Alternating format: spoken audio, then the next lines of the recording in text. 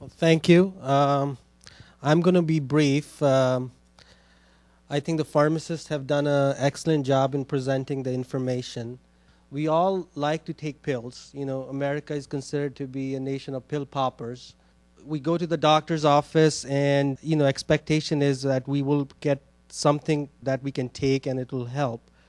I rarely see a patient who will come and ask me, what can I not take to feel better? They usually want to know, what can I take to feel better? Medication effectiveness. We prescribe medications, and it's important to know, if they are being effective. Many times we prescribe medications, for side effect of another medication. And I think that starts what we call a prescribing cascade.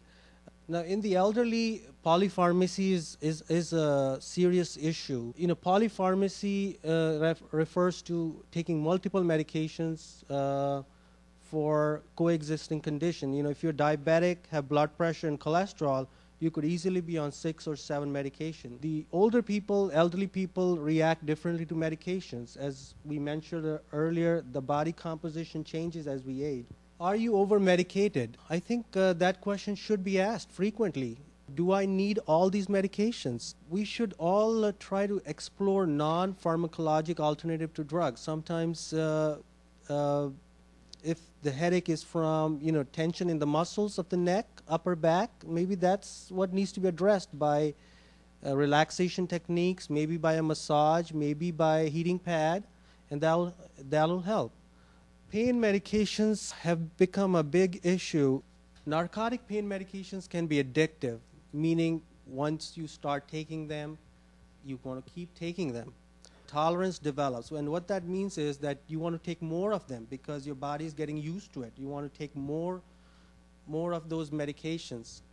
Now, how to avoid addiction with pain medications? Well, best way is not to use them, or use them very limited. Try to look into alternative therapy like behavior therapy, relaxation techniques, or something else that can help with pain. Sometimes a heating pad helps. Sometimes taking non-narcotic pain medications may be helpful in taking pain.